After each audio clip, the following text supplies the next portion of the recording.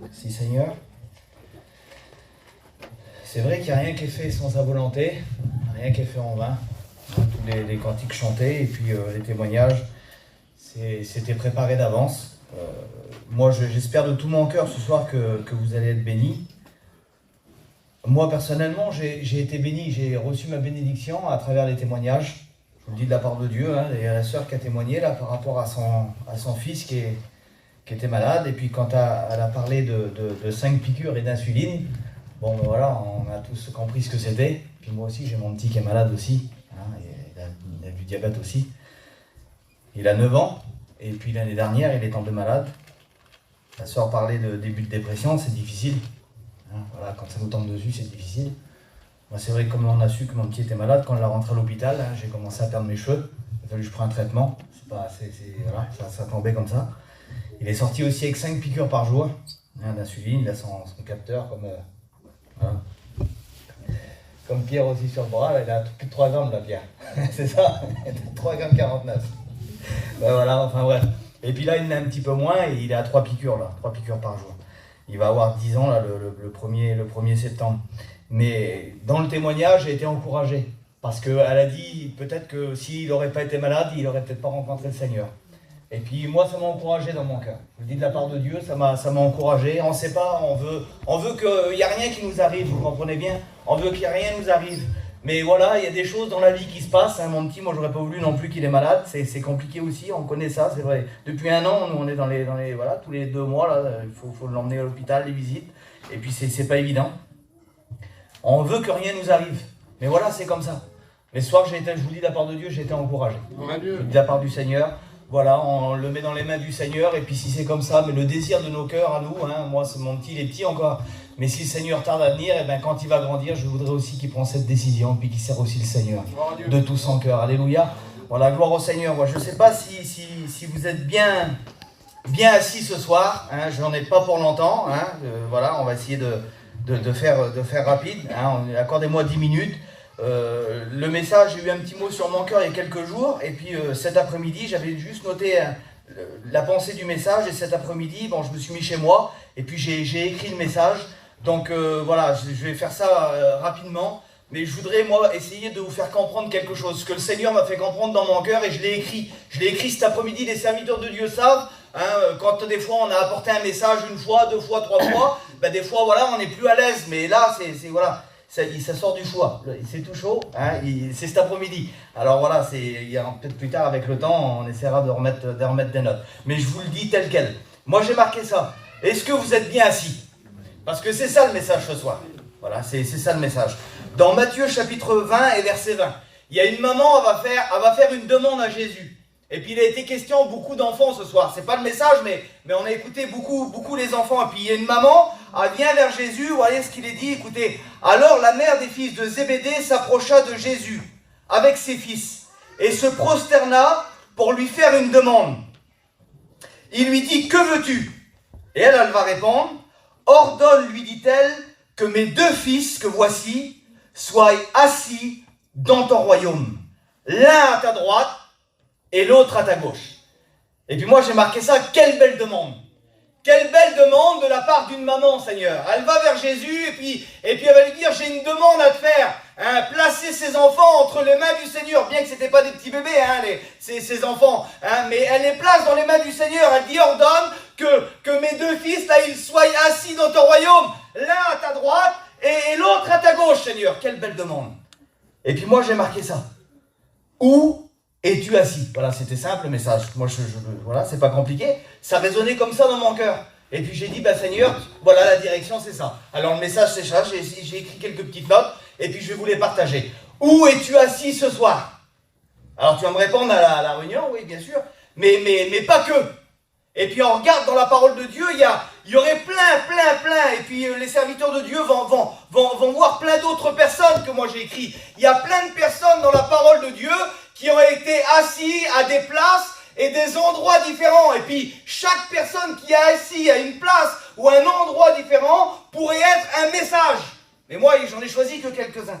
Alors écoutez, dans Matthieu chapitre 23 et verset 2, Jésus va dire des pharisiens qu'ils sont assis, il va dire ça sur les pharisiens, Il va dire, eux, là, les pharisiens, ils sont assis dans la chair de Moïse. Et puis quand le texte est venu sur mon cœur, hein, parce que c'est des petits textes comme ça qui sont venus, hein, j'ai cherché un petit peu, et puis quand Jésus dit ça, là, assis dans la chair de Moïse, c'est-à-dire que les pharisiens, c'était des personnes religieuses, hein, ils étaient assis dans la tradition, c'était ça, ils parlaient, en fait, ils enseignaient, mais tout ce qu'ils ont toujours connu, tout ce qu'ils ont toujours entendu, hein, c'est pour ça Jésus va dire ça, ils sont assis dans la chair de Moïse, assis dans la tradition, assis dans la religion, assis dans les coutumes. Et moi j'ai marqué ça tout simplement, ils parlaient de ce qu'ils ont toujours vu, toujours entendu, toujours connu. Mais Jésus va dire, ils disent, mais ils ne font pas. Ils connaissaient, c'était des religieux, c'était la coutume, la religion, l'enseignement. Ils disaient, puis Jésus va dire ça, ils sont assis là-dedans, ils disent, mais voilà, le problème c'est qu'ils disent, mais ils ne font pas. Et puis moi, j'ai marqué tout simplement, j'ai marqué, où es-tu assis ce soir?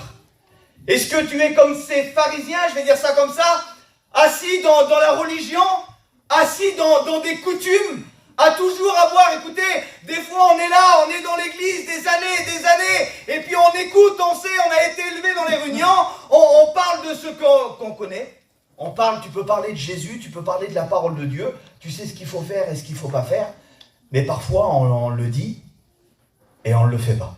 C'est ce que Jésus a dit. A dit, eux ils disent, mais ils ne font pas. Ça, moi j'ai marqué ça peut représenter, on va imager ce soir, hein, c'est une image, mais ça représente peut-être celui qui vient toujours à la réunion et au final qui ne prend pas de décision. Alors il dit, mais en réalité il ne fait pas. On connaît les missions, on connaît les réunions, on connaît la parole de Dieu, mais il n'y a jamais de décisions qui sont prises. Alors ça peut représenter ça, des personnes qui sont assis comme ça, assis dans les traditions, toujours à entendre parler, et puis des fois on parle avec certaines personnes, certains inconvertis, et puis la parole de Dieu, ils la connaissent, il n'y a pas de problème. Et puis ils nous citent des histoires et des textes et des versets, mais ils disent, et eux, ils ne font pas. Pas de décision. Alors ces personnes-là, ils étaient assis là. Alors on continue un petit peu. Dans Matthieu chapitre 9, verset 9, Jésus va dire d'un homme là, c'est écrit comme ça, Jésus vit un homme assis.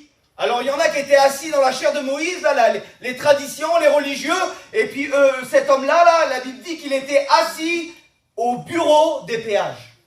Il s'appelait Matthieu. C'est marqué comme ça dans la parole de Dieu. Il était assis, lui, au bureau des péages. Et puis c'est pareil, c'est tout simple devant Dieu, c'est une petite idée comme ça qui m'est venue dans ma tête. Puis je crois que ça vient de Dieu, il n'y a pas de problème. C'est une pensée du Seigneur, et puis moi j'ai dit, c'est bien avec ça, assis au bureau des péages. Et puis tout simple, la pensée elle est venue sur mon cœur comme ça. Et puis ça me disait dans mon cœur combien qui sont assis dans le travail. Parce que lui il était assis au bureau des péages. Il était assis à son boulot. C'est ça en réalité tout simple. Hein. Moi c'est simple, je vous dis ce que j'ai eu sur mon cœur. Et puis ça me disait comme ça. Combien sont assis? Lui il s'appelait Matthieu. Il était assis au bureau des péages. Il était assis à son travail. Et combien des fois sont tellement bien assis, confortablement dans le commerce. Alors c'est encore une fois, moi je critique pas, hein, parce que je n'ai pas envie de me faire tuer non plus. Je critique pas, mais je dis comme ça, c'est assis dans leur travail, c'était comme ça. Lui il était assis dans son travail de toute façon. Alors que j'ai dit ça, moi combien de personnes sont assis dans le travail, assis dans leur commerce, confortablement. Et puis des fois, Seigneur, écoutez, parce que moi j'étais comme ça aussi moi avant. Hein, ça s'adresse à des personnes qui sont pas chrétiens, on va dire comme ça.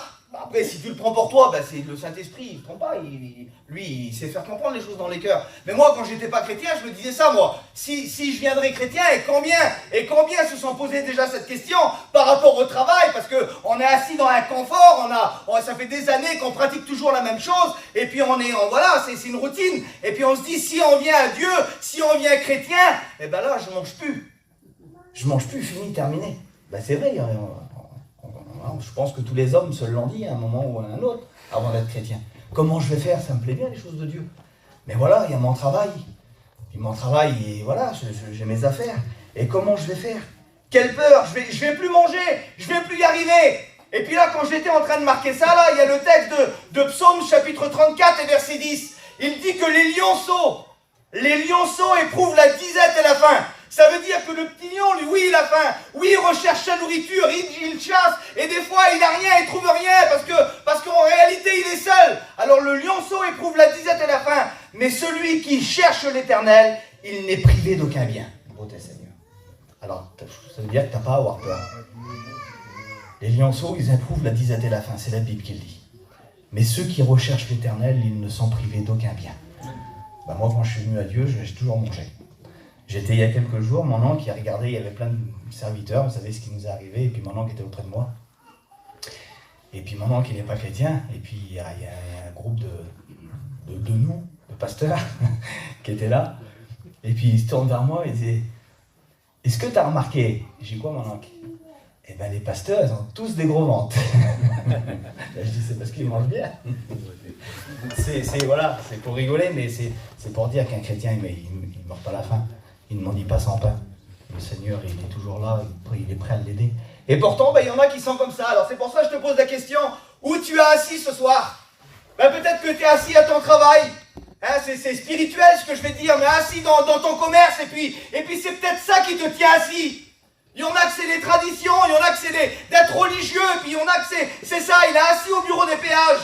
Et puis tu es peut-être assis dans ton travail, dans des choses, et puis ça te tient assis. Et on sait qu'il y a beaucoup d'hommes, Seigneur, beaucoup d'hommes qui hésitent à prendre cette décision, à suivre le Seigneur, parce qu'ils ont ça dans leur pensée. Mais comment je vais faire? Alors ils restent assis. Ils restent assis, comme Matthieu au bureau des péages. Alors j'en ai pris un autre, il y en a plein, et je vais vraiment aller vite. Hein, je ne vais pas vous tenir longtemps. Un autre exemple. Alors tout le monde le connaît, c'est dans Marc chapitre 10, verset 46. On ne peut pas passer à côté, c'est Bartimée. Bartimée, lui aussi, il était assis. Encore un autre assis, il y en a plein qui sont assis dans la parole de Dieu. Et puis je vous dis, chaque homme ou femme que vous allez trouver assis, ça serait tout simplement un message par personne. Mais lui, la Bible dit, vous le connaissez, c'est Bartimée. Il est mendiant aveugle, et la Bible dit qu'il était où? Il était assis aussi, lui, où? Au bord du chemin. Au bord d'un chemin. Et puis moi, j'ai marqué ça, combien sont assis au bord du vrai chemin? Ils sont pas loin. Ils sont pas loin. Il était assis au bord, il n'était pas assis très loin, c'était au bord du chemin. Assis au bord du chemin, assis au bord du vrai chemin. Alors pas loin, mais encore aveugle. Et toujours là, toujours à la même place. Et puis des fois on se dit, Seigneur, le chemin il est si près, le vrai chemin. Lui il était là, il était assis, il était aveugle, il était mendiant. Et il était là, assis au bord, tout au bord, Seigneur. Mais combien de temps tu vas rester assis là, au bord de la bénédiction, juste à côté du vrai chemin? Parce que quand tu es assis à côté, t'es pas dedans, tu es à côté. Et puis lui, je ne sais pas combien de temps qu'il était là, mais il était assis au bord, Seigneur, au bord du chemin, au bord de la bénédiction. C'est pas des nouvelles notes, hein, ça vous l'avez entendu par tout le monde, par tous les serviteurs de Dieu, assis au bord d'un chemin. Mais j'ai dit gloire au Seigneur. Vous savez pourquoi? Parce que dans Matthieu chapitre 4 et verset 16, je vous lis le texte. Pour tous ceux qui sont assis, que tu sois assis au bord du chemin, et puis la difficulté, et puis les ténèbres, parce qu'il était aveugle, Bartimée, donc il était dans les ténèbres, celui qui est assis dans la tradition, il n'est pas encore éclairé, Seigneur, et puis celui-là qui est assis là, comme Bartimée, comme cet homme au bureau des péages, c'est compliqué, mais la Bible dit ça là, Matthieu chapitre 4, verset 16, ce peuple assis dans les ténèbres, qu'est-ce qu'il a fait? Il a vu une grande lumière, alléluia. Et sur ceux qui étaient assis dans la région de l'ombre de la mort, la lumière, elle s'est levée, alléluia. Gloire au Seigneur. Alors je ne sais pas où tu es assis ce soir. Je ne sais pas, il y a peut-être des personnes qui sont comme ça, puis j'en suis sûr dans mon cœur, et puis que le Saint-Esprit te fait voir que c'est ta situation. Et bien si tu es assis dans ces endroits, et bien la Bible dit que la lumière, elle s'est levée, alléluia. Et quand la lumière se lève, qu'est-ce qui se passe? Et je termine. Qu'est-ce qui se passe quand la lumière se lève? Parce que quand la lumière se lève, là, la lumière qui est Jésus, eh bien j'ai marqué ça moi, il est capable de faire lever, même en pleine nuit, des religieux, des pharisiens, comme Nicodème, en pleine nuit. Parce que Nicodème est venu voir Jésus de nuit. Eh bien quand la lumière se lève, eh bien même un religieux, même un Nicodème de nuit, il est capable d'aller vers Jésus. Et puis en pleine nuit d'être éclairé. Quand la lumière se lève, c'est ça, Nicodème, il n'était pas éclairé. Quand il s'est approché de Jésus, oh Seigneur, même de nuit, Comment que sa lumière, elle a éclairé? Comment que Jésus l'a éclairé? Nicodème, tu connais pas ces choses? Ben pourtant, toi, tu dois le savoir et tu connais pas ça encore. Ben non, il était religieux. Il savait pas ça encore. Ben le Seigneur lui a expliqué, il a été éclairé. Béni soit Dieu. Alors, il est capable de faire lever, même en pleine nuit, des religieux pour les faire aller vers Jésus, afin d'être éclairés. En un seul mot, il a fait lever Matthieu, qui était assis au bureau des péages. Il est passé parce que quand la lumière, elle passe devant une vie, et quand tu es capable de regarder la lumière, eh bien Jésus, il a dit à Matthieu, suis-moi. Un mot, suis-moi. Suis-moi. Et puis ceux qui sont assis dans leur commerce, eh bien, ils se lèvent. Et ils suivent Jésus, alléluia. C'est ce que dit la parole de Dieu. Il s'est levé et il a suivi Jésus, alléluia. Un seul mot a fait lever Matthieu. Et moi j'ai marqué ça, puis je finis. Et comme on a dit à Bartimée que Jésus l'appelait, parce qu'ils sont venus vers Jésus, Jésus l'appelait, il a dit allez le chercher. Et les hommes sont venus, puis il leur dit, prends courage, il t'appelle maintenant. Et quand on a dit à Bartimée que Jésus l'appelait, j'ai marqué ça. Il se leva d'un bond, c'est ce qui est marqué dans la Bible. Quand Jésus l'appelle là, quand ils vont l'appeler, il se leva d'un bond. Et puis enfin, il peut voir la véritable lumière. Et maintenant, il va suivre Jésus dans le chemin, alléluia. C'est ça quand la lumière se lève. Oui, ceux qui sont dans les ténèbres, ils ont vu une lumière se lever. Bartimée aussi, il a entendu que la lumière est passée par là. Ils sont venus le chercher, il s'est levé d'un bond, alléluia. Et il a vu la véritable lumière et il s'est mis à suivre Jésus dans le chemin. Alors je ne sais pas où tu es assis ce soir, mais Jésus qui allume la lumière, il peut te faire lever. Il peut te faire lever parce que dans ta place là, la place que tu as ici, pas ici, assis dans la réunion, vous avez compris le message, mais la place où tu es assis, elle ne t'emmènera pas loin. Mais par contre, si tu te lèves, par contre, si le Seigneur te fait lever, c'est pour te mettre à une autre place. Parce qu'eux, ils se sont levés, ils ont suivi Jésus, mais spirituellement, ils ne vont pas rester toujours debout. Et puis moi, j'ai juste mis ça, écoutez. Parce que moi aussi, j'étais assis, on va courber les fronts. Et puis moi, si vous me demandez, Steven, toi, t'étais assis où? Ben moi, j'étais assis dans la PMU, moi. Ah oui, Michel aussi était assis dans la PMU. Moi, j'étais assis dans la PMU. Tous les jours. Plusieurs heures par jour, de la première course jusqu'à la dernière course. J'étais assis là. Tout le temps à regarder cette télé là et puis regarder ces chevaux courir là, parce que moi c'était ma passion. Et puis j'étais là assis dans le PMU tous les jours. Et puis maintenant moi j'ai vu aussi Jésus passer et Jésus s'arrêter sur mon chemin. Et puis je me suis levé du PMU, alléluia. Et je me suis mis à suivre Jésus aussi. Merci Seigneur. Alors je sais pas où tu es assis, mais il est capable de passer, oui, il est capable de passer. Et puis maintenant qu'on est levé, puis qu'on suit Jésus, on peut dire comme l'apôtre Paul en Éphésiens, chapitre 2, verset 6, maintenant, où on va être assis maintenant? La Bible dit qu'il nous a fait asseoir dans les lieux célestes, en Jésus-Christ. Merci Seigneur, oui, maintenant aussi, on est assis dans les lieux célestes en Jésus-Christ. Mais si moi je restais assis dans le PMU, mon issue, c'était quoi? C'était la mort. Mais maintenant que je me suis levé, comme Matthieu, comme Bartimée, comme Nicodème, maintenant, plus tard, Seigneur, où est-ce que je vais être assis? C'est écrit dans Apocalypse chapitre 3, verset 21. À celui qui vaincra, je le ferai asseoir avec moi sur mon trône. Amen. Quelle beauté, Seigneur, on courbe les fronts.